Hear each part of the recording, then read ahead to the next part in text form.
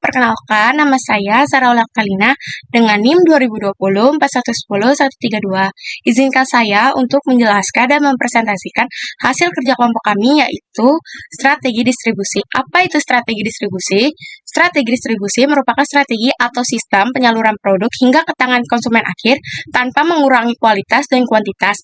Dalam penyaluran tersebut, perusahaan harus menentukan akankah produknya disalurkan pada beberapa daerah saja atau menyebar ke seluruh daerah. Lalu, ingin disalurkan secara langsung atau melalui perantara. Jika melalui perantara, perusahaan akan menggunakan perantara seperti apa? Penentuan strategi distribusi tergantung pada tujuan dan sumber daya yang dimiliki oleh perusahaan tersebut. Jadi, yang dimaksud dengan strategi distribusi dalam dunia manajemen pemasaran dapat disimpulkan bahwa strategi distribusi merupakan hal yang sangat penting dihadapi oleh perusahaan dan keputusannya merupakan hal yang sangat mempengaruhi perkembangan perusahaan dan menjadi dasar dalam dunia pemasaran. Dalam strategi distribusi memiliki tujuannya tersendiri. Setiap perusahaan memiliki tujuan tersendiri mengenai strategi distribusi. Inilah yang membuat strategi pada setiap perusahaan berbeda-beda dengan hasilnya yang berbeda. Namun tujuan pada umumnya adalah yang pertama menyalurkan produk tepat sasaran, yang kedua mencegah adanya tumpukan barang di gudang, yang ketiga memasarkan produk dengan cepat, yang keempat mendapatkan profit atau keuntungan. Assalamualaikum warahmatullahi wabarakatuh. Perkenalkan, nama saya Thalita Zafira, NIM 2020 410110. Di sini saya akan menjelaskan tentang jenis-jenis strategi distribusi dan sasaran saluran distribusi. Jenis-jenis strategi distribusi dibagi menjadi 3 jenis, yaitu strategi distribusi intensif, strategi distribusi selektif, dan strategi distribusi eksklusif. Strategi distribusi intensif digunakan untuk mendistribusikan barang atau produk ke seluruh lapisan konsumen. Biasanya, perusahaan yang memakai strategi distribusi intensif memproduksi barang atau produk dengan jumlah yang besar. Contoh dari strategi distribusi intensif yaitu produk mie instan. Mie instan dijual di berbagai tempat, mulai dari warung kelontong, minimarket, hingga swalayan. Strategi distribusi selektif. Strategi distribusi selektif digunakan untuk mendistribusikan barang atau produk secara selektif, yaitu dengan memilih toko-toko atau pengecer yang akan menjadi tempat penjualan dari produk tersebut. Contoh dari strategi distribusi selektif yaitu toko elektronik dan furniture. Strategi distribusi eksklusif. Strategi distribusi eksklusif digunakan untuk mendistribusikan barang atau produk yang dibuat dengan jumlah yang terbatas atau limited edition. Contohnya seperti tas Hermes dan Gucci. Sasaran saluran distribusi. Saluran distribusi biasanya digunakan oleh perusahaan agar barang hasil produksinya dapat sampai ke tangan konsumen. Saluran distribusi dibagi menjadi 2 kelompok, yaitu perantara dagang atau wholesaler dan perantara agen atau agent middleman. Perantara dagang dibagi menjadi 2 macam, yaitu perusahaan besar dan juga pengecer atau retailer. Perusahaan besar merupakan penghubung antara produsen dengan pengecer. Biasanya perusahaan besar membeli barang dagangan dalam jumlah yang cukup banyak. Retailer atau pengecer biasanya membeli barang dagangan dalam jumlah yang terbatas. Biasanya mereka memajang barang dagangannya di toko-toko yang sudah mereka tempati. Perantara agen atau agent middleman. Agen merupakan perusahaan-perusahaan yang berhubungan langsung dengan produsen dan membantu mereka dalam penjualan barang maupun jasa. Namun demikian, mereka tidak mempunyai hak atas kepemilikan barang dan jasa tersebut. Contoh dari agen adalah agen perjalanan, tiket travel, dan lain sebagainya. Saya Husnul Khatimah. Giliran saya untuk menjelaskan tentang case study atau studi kasus yang sudah kami bertiga pilih. Yang pertama ada perusahaan Samsung dan Apple. Pasti teman-teman tahu ya perusahaan Samsung dan Apple itu apa. Nah, Contoh trade-off dari penggunaan strategi distribusi yang berbeda adalah strategi distribusi produk Samsung dan Apple. Samsung mempunyai visi untuk menjadi digital market leader, sehingga ia menerapkan strategi global distribution dengan jangkauan pasar yang luas untuk mendistribusikan produknya. Sedangkan Apple, ia menerapkan 4 pilar strategi dari Steve Jobs, yaitu jumlah produk terbatas, fokus pada high-end, memprioritaskan profit dibandingkan market share, dan menciptakan produk yang membuat konsumen ketagihan. Nah, strategi ini membuat Apple memilih untuk memberikan kesan eksklusif dalam pemilihan market produknya. Dapat disimpulkan, karena tujuan dan strategi distribusi yang digunakan itu berbeda. Jika Samsung dia ingin menjadi digital market leader, sedangkan Apple dia berfokus pada high end dan memprioritaskan profit dibandingkan market share. Karena ini ia memberikan kesan eksklusif dalam pemilihan produknya ya. Dari tujuan yang berbeda, sehingga Samsung dan Apple menggunakan distribusi yang berbeda pula. Jika Samsung, ia menerapkan strategi global distribution, jika Apple, ia menerapkan strategi eksklusif distribution. Karena Samsung dan Apple mempunyai tujuan dan strategi distribusi yang berbeda, kita bisa lihat di sini net sale dan net profit yang didapatkan oleh perusahaan tersebut juga berbeda ya. Tabel 1 ada net sale dan net profit dari Samsung, yang tabel 2 ada net sale dan net profit dari Apple.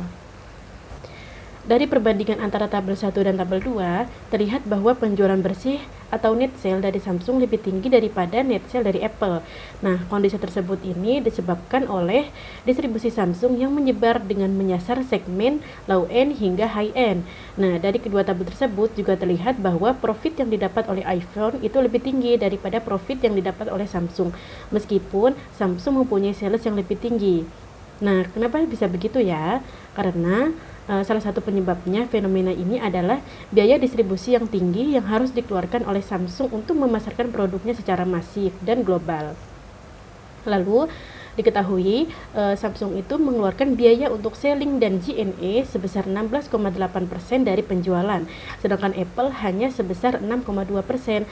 Apa sih biaya selling dan G&A itu? Biaya selling dan G&A adalah biaya yang digunakan untuk memasarkan dan mengirimkan produk serta biaya administrasi umum dengan biaya distribusi yang bisa mencapai 10% dari penjualan. Pernyataan ini dikemukakan oleh Mandel pada tahun 2004. Nah, dapat disimpulkan walaupun Samsung dan Apple ini bergerak dalam bidang yang sama, tapi dia mempunyai tujuan dan strategi distribusi yang berbeda, sehingga pendapatan atau keuntungan yang didapat oleh kedua perusahaan tersebut juga berbeda karena mempunyai tujuan dan strategi distribusi yang berbeda pula. Lalu fenomena di atas sesuai dengan pernyataan Malen pada tahun 1996, ia menyatakan bahwa semakin intensif suatu produk ditawarkan ke pasar, maka semakin besar pula investasi yang harus dikeluarkan oleh perusahaan untuk biaya distribusi. Kasus yang kedua, kami menggunakan perusahaan dalam negeri yaitu PT Salama Nusantara yang berada di Wates, Yogyakarta. PT Salama Nusantara ini bergerak dalam bidang kesehatan, yaitu memproduksi jamu-jamuan atau obat herbal. Nah, strategi distribusi yang selama ini digunakan oleh PT Salama Nusantara ada dua, yaitu strategi distribusi intensif dan strategi distribusi selektif. Nah, strategi intensif yang digunakan oleh PT Salama Nusantara hanya melibatkan agen dan pengecer untuk menyampaikan produknya ke konsumen akhir. Sedangkan pada strategi selektif, PT Salama Nusantara melibatkan agen, pedagang besar, dan pengecer untuk menyampaikan produknya hingga ke konsumen akhir. Jadi bisa dibedakan ya. Ketika PT Salama Nusantara ini menggunakan strategi intensif, ia menggunakan saluran yaitu agen dan pengecer. Nah, ketika menggunakan strategi selektif, ia melalui perantara agen, pedagang besar, dan pengecer untuk menyampaikan produknya hingga ke konsumen akhir. Di sini bisa kita lihat ada strategi distribusi dan volume penjualan pada PT Salama Nusantara dari tahun 2007 hingga 2012. Bisa kita lihat yang berwarna biru ini ketika PT Salama Nusantara menggunakan strategi distribusi intensif, yaitu pada tahun 2007 sampai 2009. Ini menunjukkan volume penjualan yang naik ya. Lalu ketika pada tahun 2010 dan 2011 PT Salama Nusantara ini menggunakan distribusi selektif. Di sini cenderung menurun ketika PT Salama Nusantara menggunakan distribusi selektif. Lalu pada tahun 2012 PT Salama Nusantara kembali menggunakan distribusi intensif. Padahal jika kita mengingat tadi ketika PT Salama Nusantara menggunakan strategi distribusi intensif, dia berfokus pada agen dan pengecer, berfokus pada dua hal ya. Lalu ketika menggunakan strategi distribusi selektif, ia berfokus pada agen, pedagang besar dan pengecer. Penyaluran atau perantara untuk menyampaikan produknya hingga ke konsumen akhir itu lebih banyak atau lebih banyak digunakan ketika menggunakan strategi selektif ini, yaitu agen, pedagang besar dan pengecer. Tapi bisa kita lihat faktanya volume penjualan ketika PT Salama Nusantara ini menggunakan strategi distribusi selektif cenderung menurun. Pasti ada beberapa sebab yang menjadikan PT Salama Nusantara ini tidak ada peningkatan penjualan ketika menggunakan distribusi selektif, yaitu karena adanya kendala, ya kan? Mengapa sih strategi distribusi selektif kurang efektif ketika PT Salama Nusantara menggunakannya? Yaitu pertama, satu, kurangnya mitra kerja, yang kedua, penyampaian barang yang tidak tepat waktu, yang ketiga, sulitnya memprediksi kebutuhan pasar, lalu keempat, kesulitan mengatur keberjalannya distribusi di lapangan. Nah, dari fenomena ini kita bisa melihat ya bahwa tujuan dan strategi distribusi itu sangat penting untuk diputuskan oleh perusahaan. Bagaimana ia harus mementingkan dari produk yang dikeluarkan hingga produk itu sampai ke tangan konsumen. Ini juga menentukan bahwa pentingnya kuantitas dan kualitas yang dimiliki oleh perusahaan. Karena kuantitas dan kualitas sumber daya pada perusahaan sangat menentukan bagaimana tujuan dan strategi distribusi yang dipilih itu menjadikan tujuan dari perusahaan tersebut cepat tercapai. Nah, disinilah sumber-sumber yang kami gunakan untuk pemaparan materi. Sekian dari kami bertiga, semoga materi yang kami sampaikan dan studi kasus yang kami sampaikan dapat bermanfaat untuk teman-teman semua.